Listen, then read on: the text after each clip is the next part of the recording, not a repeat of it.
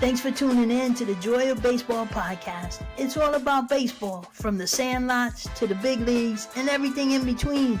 I'll share my joy for the game with you, and whether you're a fan of baseball or good storytelling, you'll be entertained, and each episode will bring a little joy to your day. So grab you some peanuts and Cracker Jacks. Let's talk baseball. Welcome to the show, baseball fans. I'm excited to have guest Coach Judd Wise. We're going to talk baseball, softball, and anything Kong sports that he wants to talk about. Welcome to the show, Coach. Well, Joy, I think it's great to be on here. This is my first ever podcast, and I've been watching yours, and I'm just excited to be on with the queen of podcasts. Well, let's go. Let's get right to it. Coach, I want to talk a little bit about you because in preparing for this interview, I realized you've been part of the sports community for 40 years. Everything from teacher, coach, athletic director, sports broadcaster, and you recently added historian to the list. So take me back to the early 80s and how you started working in Key West. Well, you know, I used to come here to Lobster when I was a kid, and I fell in love with this place. And I said, you know what? I'm moving to Key West as soon as I graduate college. No ifs, ands, and buts about it. And, you know, I turned down two really good jobs not to go back home. And so I immediately moved here. There was an advertisement for a job at Glen Archer Elementary School and at Mary Immaculate High School. And not knowing public school system versus private, the first thing I said was, well, being an athletic director is more prestigious.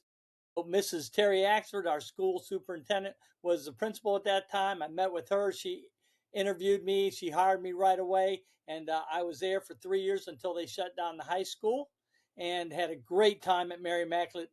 You know, that class of 86 is probably one of still my favorite classes that I ever was part of.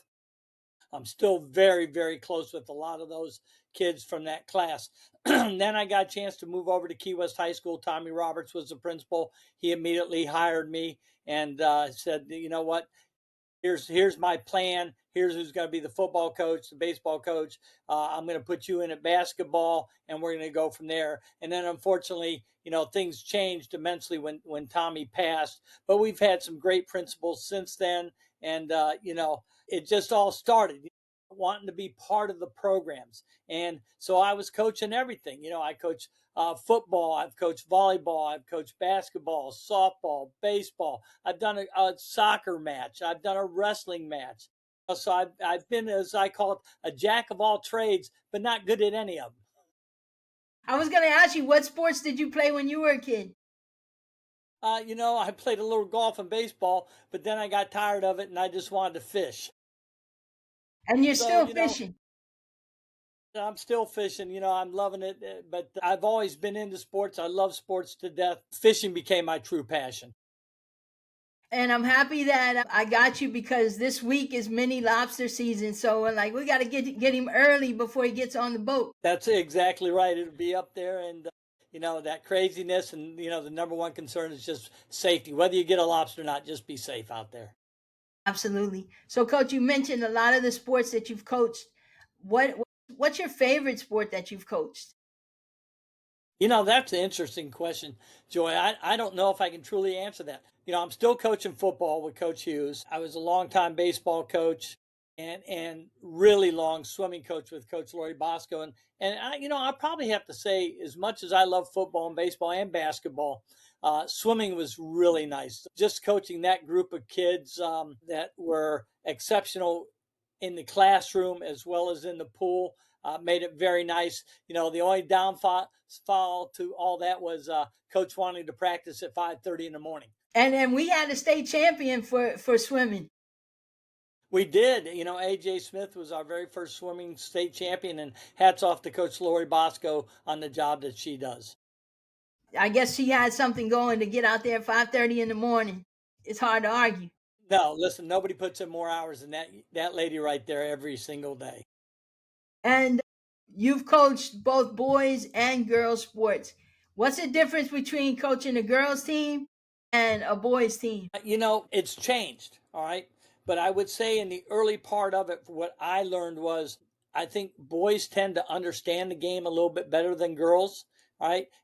You know, that it's a real special athlete who understands the game when she's a female and understands everything that's been taught to her. Now, I think that happens today. I think girls are more into playing and more understanding, especially because they're playing only basically one sport.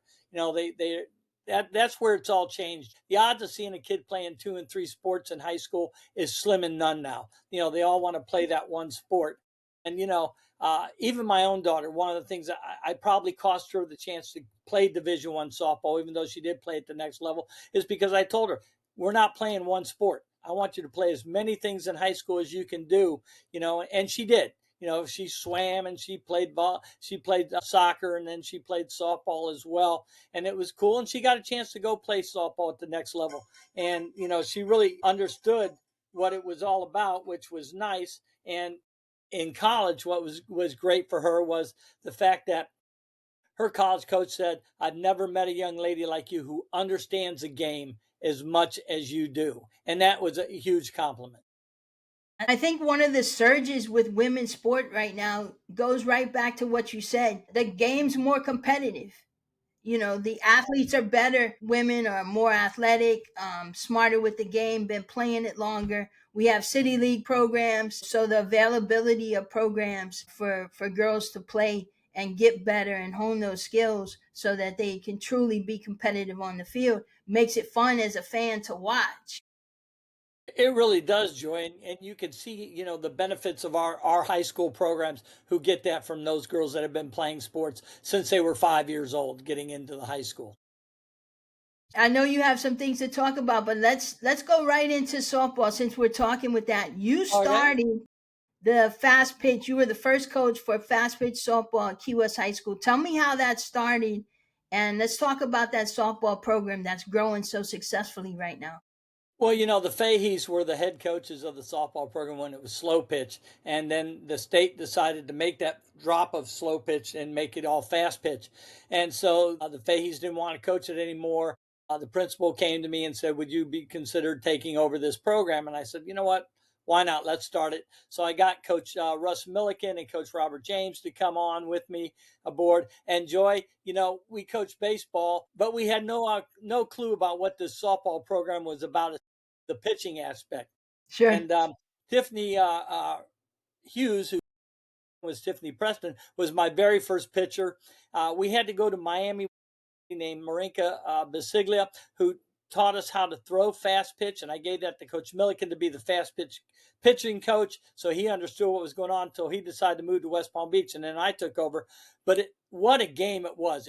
Because back then, Joy, it was a game that was all about bunting, right? And occasional slap hits. And then it became about bunting and slap hits. Today, that aspect of the game is not so much. It's all about hitting for power and taking that uppercut swing. So back then, we would constantly work on bunting and we'd work on slap hitting and we went to a conference one time and they go, you know, how many times and hours did you waste on rundowns? And we were thinking, oh, man, we'd spend 20 minutes a day doing rundowns. And they go, how many times did you lose a game because you girls couldn't make the basic throw or basic catch? And then all of a sudden, bingo, it hit Yeah. us. We're like, now we're gonna spend time playing catch, learn how to throw, learn how to catch, and do the basics.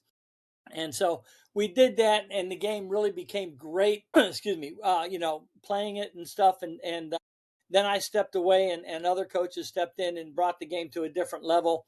And Coach Garcia has really brought it up to a different level, and he's done such a fantastic job with those girls, getting them to 2 Final Fours. And I think they will definitely go back. But where the game has changed, Joy, truthfully, is in the pitching aspect.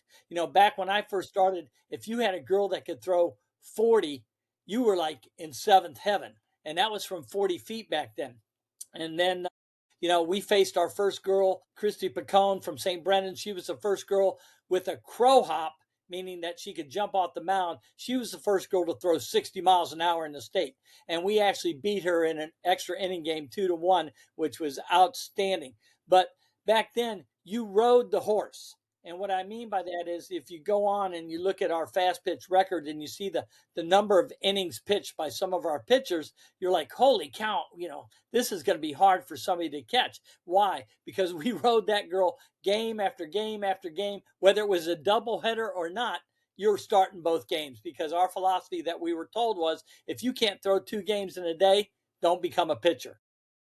And that's interesting. So I did a couple weeks ago. I interviewed the Castillo sisters. I'm a recent fan to softball.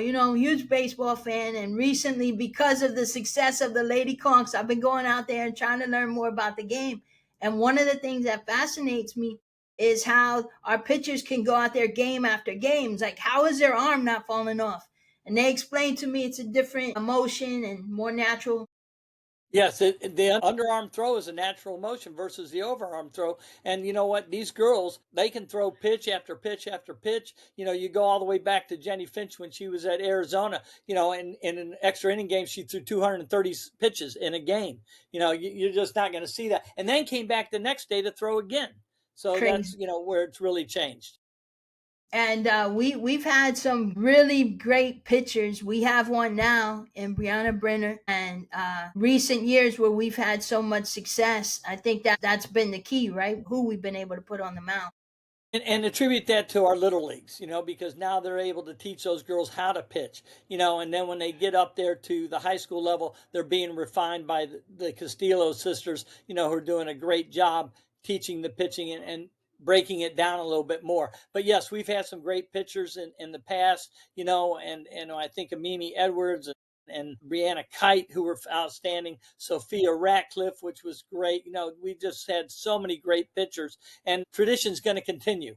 There's no doubt about it. With Miss Brenner, who's throwing right now, she's going to be something else in her next 2 years. So you have an interesting perspective with softball. You started the program. You're now calling the games. You're sitting right back there behind home plate. Do you see the movement on some of her pitches? Well, there's no question about it.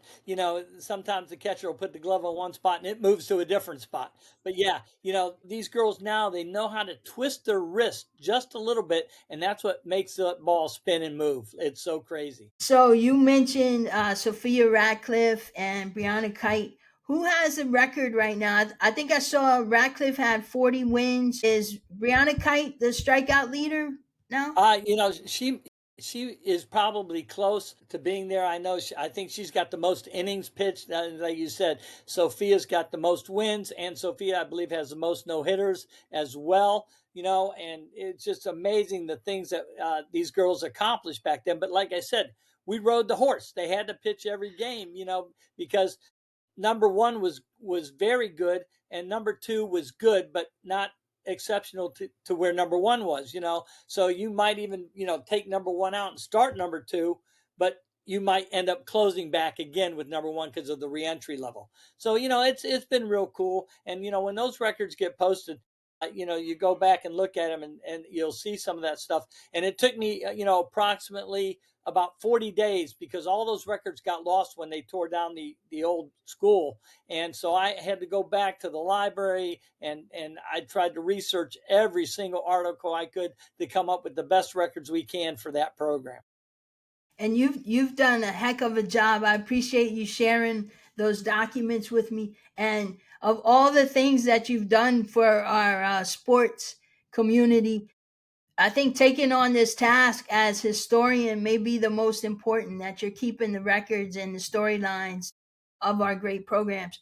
How did that start? How did you become that guy? Well, it's interesting. I don't know how I became that guy. Mr. Glenn Archer Jr., who's the one who was the conch historian up until he passed in 97, I believe, 96, 97.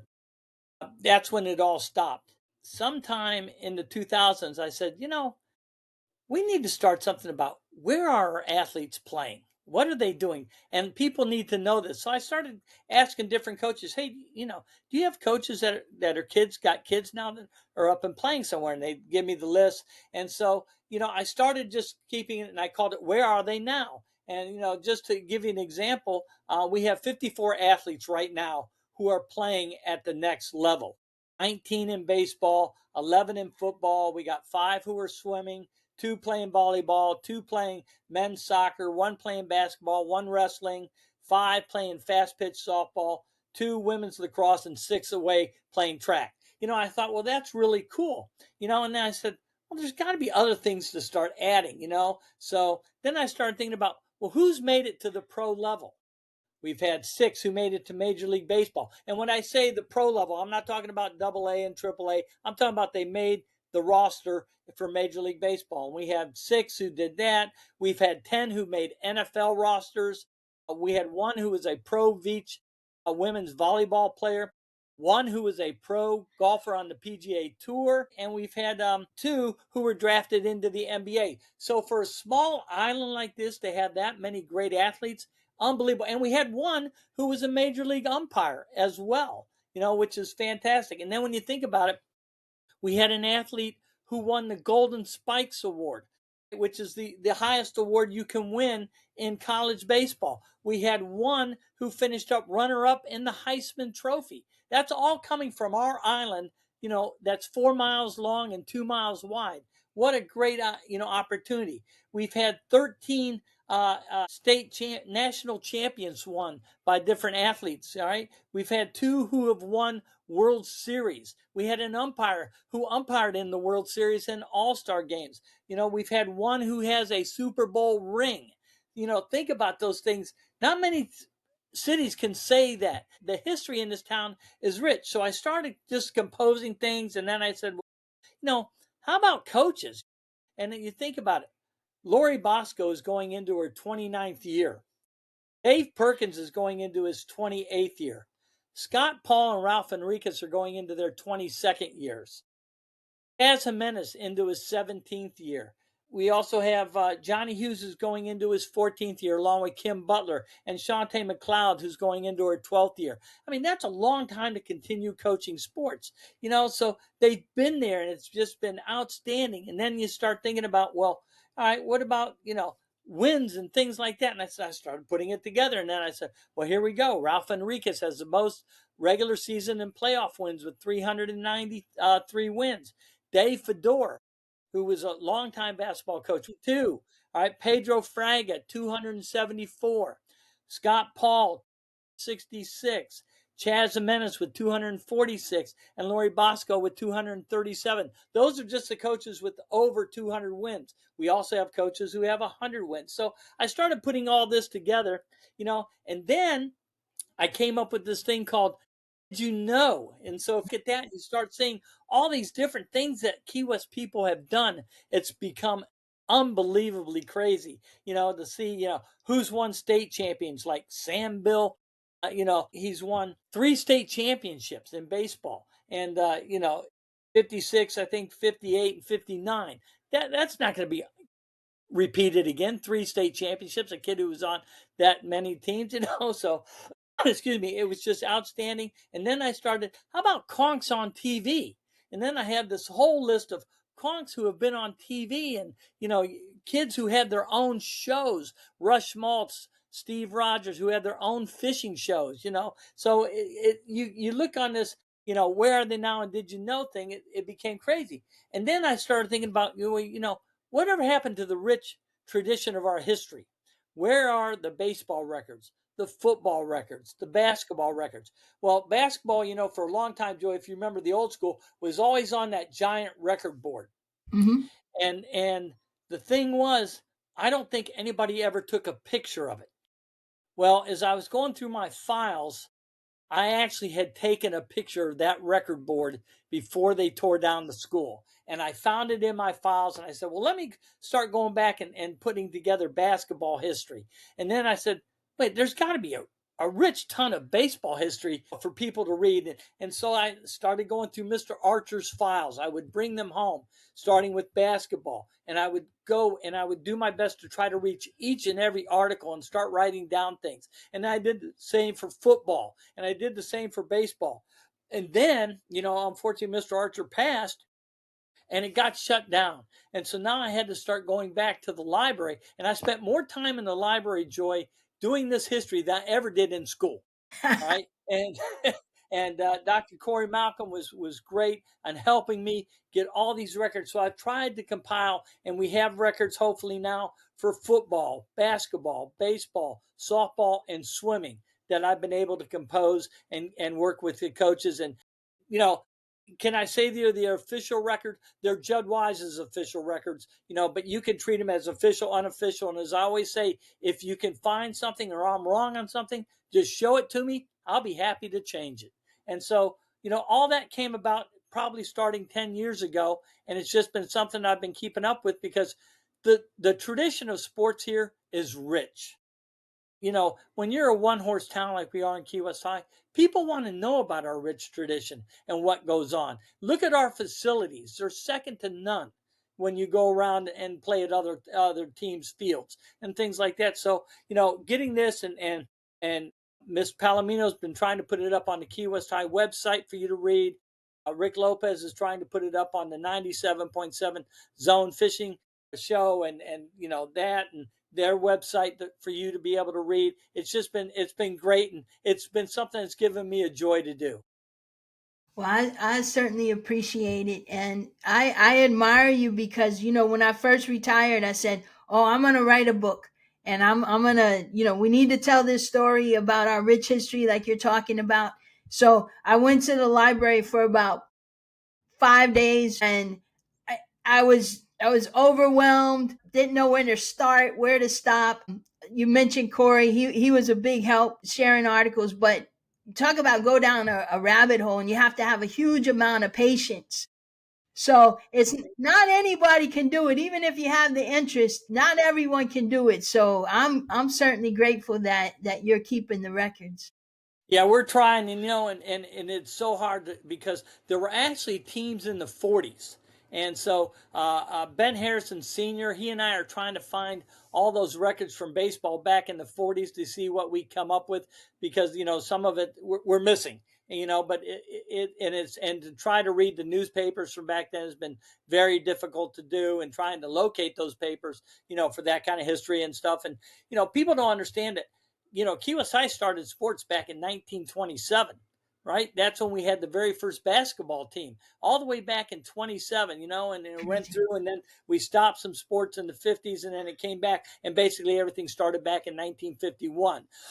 Excuse me. So, we've been able to try and keep that rich history going, and, I'm going to keep up with it as long as I possibly can, and then I hope there's somebody in the waiting that wants to take it over when I finish, because like I said, it is something that is dear to my heart, dear to your heart, and the people who have grown up here. They love seeing that history and going back, and I think it gives them memories. Absolutely. I realized that digging into the history may not be my thing, was to start working on this podcast and to try to be able to share the stories and have another platform for us to tell the stories so that they can be appreciated for years to come.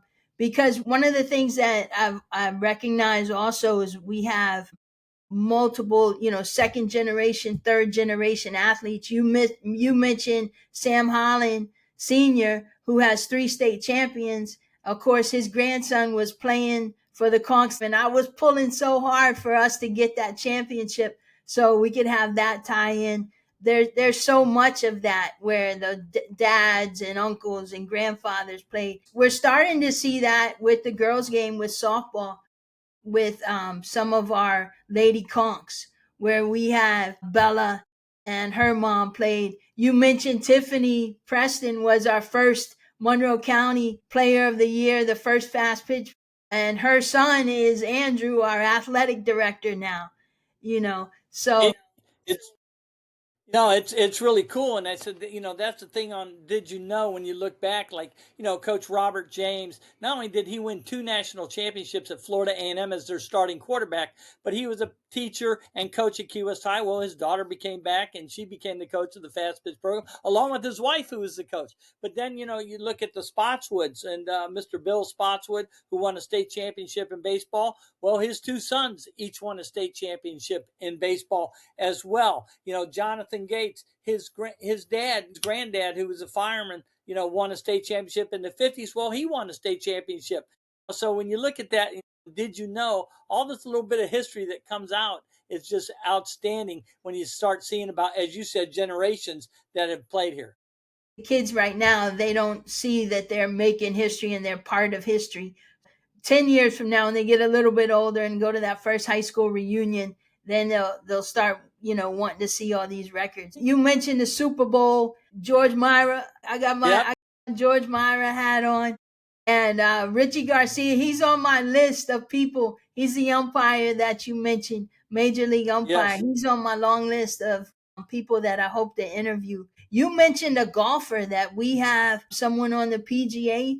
I don't know. I missed that one. Can we Well, go no, back? that's way Oh, okay. back when. Yeah, yeah. I believe his name was George Lopez, and he was on the PGA Tour back in the early 30s, I believe. Okay, and we also had a young lady who was a state champion golfer back in the 60s, which was really cool. So when you look back at all these things that I was able to find, and then what was really interesting, Joy, when I look at all these state championships, 11 in baseball and one in basketball, we have one in academic challenge, and people don't know about our academic challenge team. Well, that was something that Jim Fant and I started in the, I want to say, early 90s.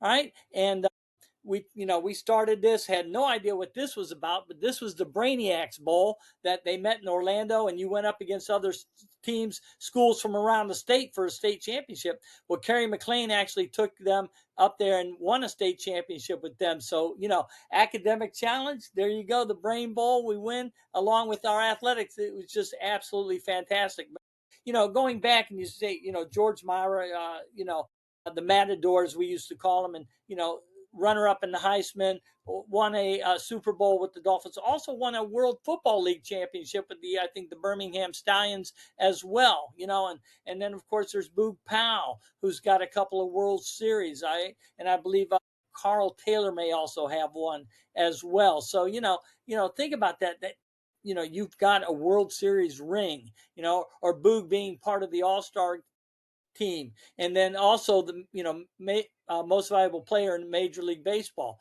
So so much rich tradition and history. Bill Butler winning a national championship in college, all right, and getting drafted into the NBA. Probably the greatest basketball player we've ever seen. And if you go into the gym, into the Bob, and you look at that one picture where he's out jumping a 7-footer on a tip off, he was just spectacular. His brother Julian, the same way. You look at those records that we have for basketball, it's unbelievable, how they did that without the 3-point shot back then. Everything was the 2-point shot. It's just spectacular. And and then Coach Lori Bosco, she and I sat down and we did all the swimming records, which was really cool to come up with. And so every year we have to wait for the state championships to finish to see if anything's changed on those, and what are our school records. And we were able to get a record board up at the pool, and thank goodness for her and all the time and effort she puts in to get that. Coach Jason Garcia was instrumental in going over with the fast pitch records for me, as I said, and to get the baseball, the football records were spectacular to go through. And when you look at right now the football and the baseball, I mean, they're like books, Joy. They're almost 40 plus pages long now from the stuff that I've added. Let me go back because you just took me to my childhood when you were talking about Bill Butler being the great basketball player that he was. Do you know if this is true? And maybe I don't need to know it's true, but when I was a kid, the legend was that he could snatch a quarter off the top of the backboard. Do you know if that's true? Miss Joy, to be honest with you, that is a true statement. Yep, they got a ladder one time. They put it on top of the backboard, and he took a couple of steps and jumped up. And they tell me, and he snatched that quarter off the top. He had unbelievable jumping ability for a guy who was only like 6'2", maybe. And Bill was he. I said, you just look at that picture that's in the Bob, and that'll show you he had no problems getting up in the air. And when you talk about Boog Powell, I attribute my love for baseball to him because, again, I'm a little kid, 6, 7 years old, when he's finishing his career. Talk about the talk of the town. That, this is a true hero, a really big Major League Baseball player and Key West guy. And still, when I see him to this day, I get all starry eyed and happy to see him. You talk about the success with our athletes. What do you think the magic is? I think it's the heart and desire the kids have. The ones that truly want to go to that next level, understand what it takes to get to that next level, and through hard work, dedication, and coaching, and not only just on the athletic field, but they're having to do it in the classroom as well, so that they get that chance to play at the next level. I think that the kids that want to go to that next level will. If you want to play at the next level, there's a place for you to play. And that's the biggest thing. Not every kid is going to be a D1 athlete. I can tell you that right now. If you want to play, there's a place for you to play. And I use my daughter as a perfect example. As I said, I probably cost Trish the chance to go to D1 because I made her play other sports and not concentrate just on one sport. But she got the opportunity to go play college softball, and she truly enjoyed it. And, when she finished, and the coach asked her, we can now get you to a D1 school if you want to go play. She said, no, coach, I've had a great time playing, junior college ball, but I'm going to concentrate and get my degree right now because that's what I want to do for my dad. And that's good. She understood. She was done playing, and it was fantastic. Like I said, we spent summers going to Texas, going to the University of Texas summer camps, for her to play softball and stuff. And just to watch that level of play at D1 is unbelievable. And if you watch the College World Series, that's tuned in. College sports are where it's at. The excitement of watching college sports, whether it's football, basketball, baseball, softball, swimming, the track and field, the excitement is there. Pros you watch for the perfection, college you watch for the excitement. I love that description. And the older I get, the less I enjoy professional sports and the more I enjoy college. Even college baseball is the same thing. It's almost like every game has so much riding on it. You know, it's just their love and their passion for the game. What are your thoughts about the transfer portal and NIL since we're talking about college sports? Very interesting. Truthfully, I understand why the transfer portal became into effect simply because coaches could up and leave their contracts to go to a new school. I don't have a problem with the transfer portal. I think it should only be allowed one time, though, unless you are a graduate student. If you graduated and got your degree, hey, more power to you. If you got eligibility, you want to transfer to another school, go for it. But I think underclassmen should only be allowed to transfer one time. As far as NIL goes, I think that is going to ruin college sports because they're not college amateur athletes now. They're professional athletes getting paid big bucks. I could understand it if they would have come in and set a cap and said no player can get more than $30,000. I think that would have been easy to say. A kid in college should be able to live off $30,000 easy. All right. I think where the NCAA really hurt themselves was never allowing these kids to go out and get a job. And that's where the illegal payments came from back in the day to now. But the money that you're seeing being paid out for some of these athletes now, upwards of $10 million. Wow, what kind of pressure are you putting on the coach, the kid who's receiving that money, and the rest of the team in that school to become a national champion? No, I just think this money is going to get out of control. And to me, it already is out of control what they're paying these athletes because it's not going to be the same thing for every athlete. And the kids who do the minor sports, the golf, the swimming, the track and field, that are surfing, playing beach volleyball, they're not going to get the money that star in baseball or football or basketball is going to get. So I really think the NCAA's dug a deep hole here that they can't get out of. I agree. I'm afraid that they've let the horse out of the barn, so to speak, and now they're chasing after it. We'll see how it impacts. And we talk about the college game being so exciting. You wonder how long the integrity, the innocence of that game mattering when you have an athlete that's making $2 or $3 million. Is he going to pitch? Is he going to be on a pitch count now? Is he going to want to play that Tuesday game, that midweek game kind of thing? So you wonder when you'll start to see it affect their performance on the field. You're absolutely correct. Whether or not they're going to dictate to the coach, because you may have a kid who's making just as much money as the coach, and I think that's why you're seeing some of these old time coaches up and leave because they don't want to deal with that NIL anymore. They're tired of the transfer portal because not only are you having to recruit now and keep your own kids, but you got so many that are leaving that are going to the transfer portal. And so every year you have a completely new roster. And the kid who's suffering through all this, Joy, is the high school kid. Because Yeah, unless let's you're go a back to legit that. D1 starter, you're not going to be on a D1 program. You're going to have to go to D2 or D. Maybe there's some good to that anyhow, because right now we have everybody wants to go D1. That's the big thing. And then they get there and they're not playing. So maybe that's a saving grace to go to D3, D2, even junior college for a year or two and then work your way up. So we'll see how it all plays out. I asked the Castillo sisters the other day if they think that we'll see a day when Lady Conk will get drafted into professional softball. And without hesitation, they said soon. What are your thoughts there? You know, I would think it was great. You watch an Athletes Unlimited Softball League and they're playing the championships now. You look at those great athletes that are there. But it's going to be one of our athletes who gets to a major D1 school and has something to, that can prove that, they're worthy. But yeah, oh no, there's no question. It could happen and it would be spectacular to see.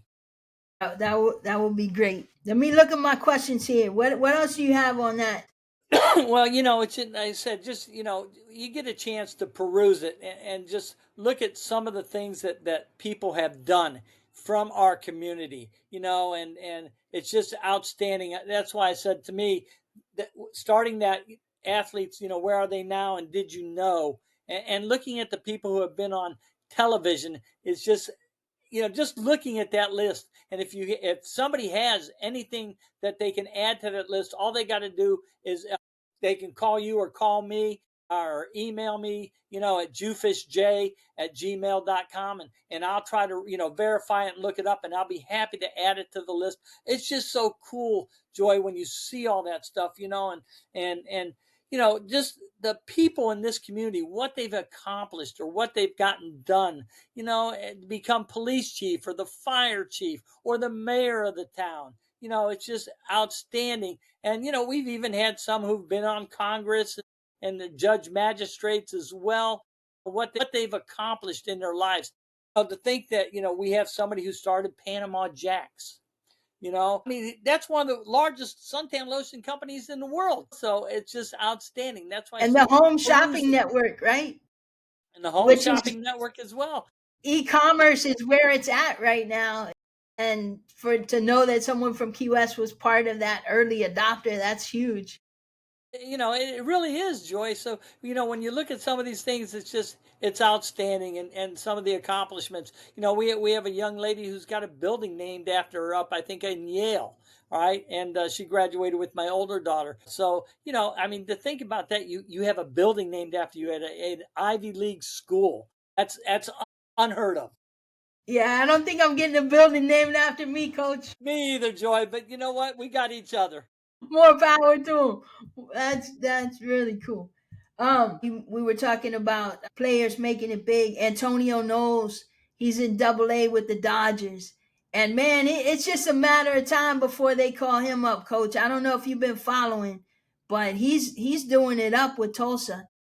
Yeah, he's having a great year so far, and and the Dodgers pitching staff is a little bit on the injury side right now. So a lot of times they tend to call up players from Double A versus Triple A because Triple A they're back for rehab or they've already been up and they know what they want, but they want that young kid from Double A that can make a difference. So yeah, there's a good possibility that he could get called up there as well. That might be the next name that we hear. And the next number we retire. That sounds good to me. A lot of people know you from your radio. You and Rick Lopez call the games, call a lot of call games for baseball, football. How long have you been doing the radio shows? Well, really, Rick and Todd started Kongtown Live back in 2001. Todd started broadcasting games in 1984, and then he brought in Rick in 1997. I came in full time about 17 years ago when Todd had his accident and he stepped away from the mic.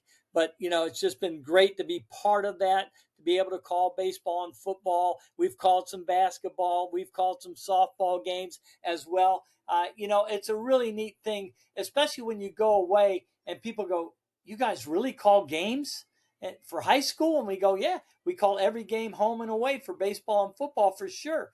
So it's been outstanding. I love it. Working with Rick has been a joy. Todd has been outstanding. What they teach me.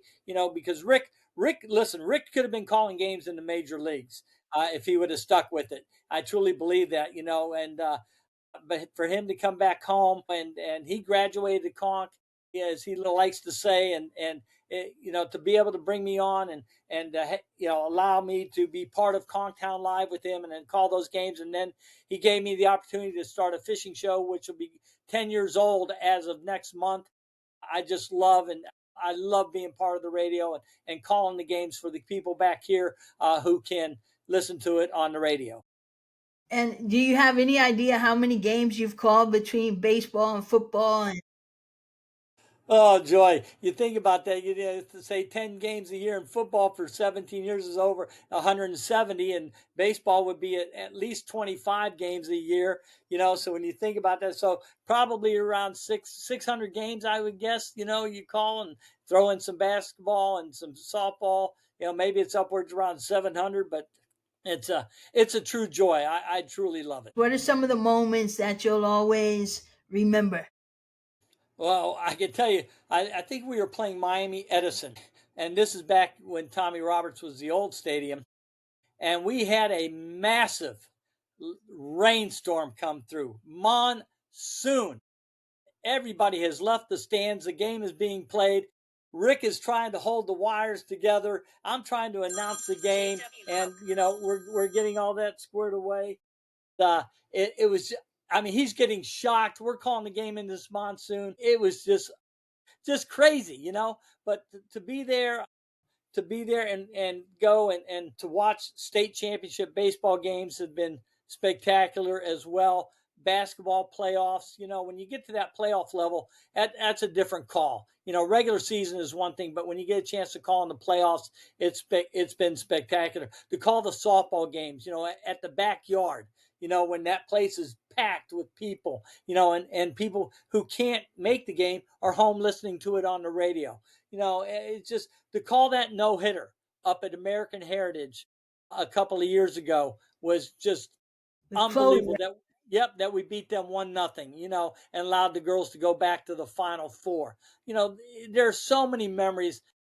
I can't remember them all, but just to watch Stanley Payne make a catch in the end zone to win a game on the final play was outstanding as well back in the day. So all those memories are there, and just it's just something that's been great.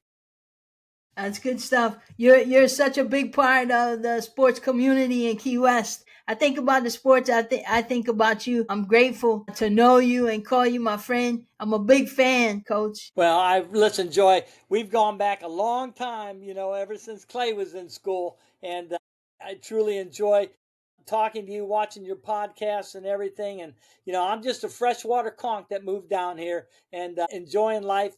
This is a place I'll never leave. I don't plan to leave, and my family, my wife Penny and I plan to be here till the day we die. And the kids come back now, and they truly appreciate all the time that they spent growing up in Key West, and actually how much they truly miss it. But I know their lives are in different places around the country, and you know to hear from the kids, and that's the neat thing. When I get texts or emails from kids, or as Frankie Ratcliffe did, one of the greatest things. He put up on his softball door because he's the equipment manager for the girls' fast pitch team. Looking good, feeling good. All right, from Coach Wise, and I just that just I got the brings chills. joys to my eyes right there. You're a legend, Coach. You're a Uh, legend, and you're not far done from yet. it. You're still going. I'm I trying. I'm I trying. gotta get you. I gotta. Football season's coming up. You say you're still part of the coaching staff. Give me a little insider information. What should we expect out of this football season? I think we're going to see an offensive line like we haven't seen since the early 2000s. All right, with that offensive line coming back, it is going to open some major holes for Walson Morin. Walson's got a chance to be the first kid to get into the 3,000 yard club this year if he has a really good, successful season as a senior. But I think with Roman Van Leeuwen calling the shots back there at quarterback, Walson Moore running, Leo Baptista blocking for him, I think we're going to see offensively a spectacular show this year. Defensively, with Noah Mercer and Josh Johnson anchoring that defensive line, wow, watch out. So I'm expecting big things out of this team this year. And the best part is, Joy, 9 home games. So I was about to say, we're starting out August 15th. Exactly. The Rand Carthon preseason classic coming up. But you're right. As I said, 9 home games. You get a chance to watch those Conks. And if you can't watch them, you can listen to us on the Zone, WAVK 97.7 FM. Perfect. Good lead. All right. So I always like to end the episode with a little segment that I call for the cycle. All right. I'm going to ask you 4 questions, and just as completing the cycle, they get a little harder. I like it. As they go. All right. You ready for it? Yes, ma'am. All right. The first question. What would your walk-up song be? Dream On by Aerosmith. Nice. I love it. Favorite baseball movie? That is a great question. You got to love The Sandlot, but I also like A League of Their Own. Very good, Coach. Good one. Yes, I love it. The Sandlot seems to be one of the most popular ones when I ask that question. But League of Their Own is definitely on my list also. All right, they're going to get a little bit harder now. All right. Should Pete Rose be in the Hall of Fame? Yes. Good. That's not a hard one. No. I understand what he did was wrong. All right. But what that man accomplished in his career is unbelievable. Unfortunately for him, his social life is what killed him. Yeah. He was a little rough around the edges. Yes. Even as he was trying to work his way back in, he couldn't get out of his own way sometimes, which is a good lesson to learn, especially now for our athletes who are always under the camera. There's the big difference. Everything is videotaped, everything. Our demands as fans to be connected to our athletes adds another level of pressure that's probably unfair. So here's the last one to wrap it up for the cycle.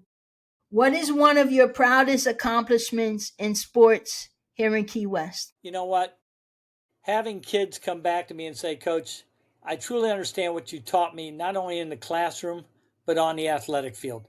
And the fact that you kept stressing that we're academic first and athletes second. I was able to go get my degree. And I think it really comes back to, I'll be honest with you, one of my kickers, Jair Torres, who, when he went away to college, I said, you realize you're going to be the little fish in the big pond now.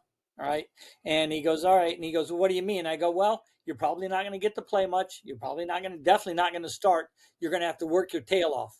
I said, but if you do everything the coach asks you to do, you're going to walk out and you're going to get your degree. And so one of the things, when kids I got a chance to get a kid to go away kicking or swimming, with Luke Knight, I always said, I'm going to go up and see you play.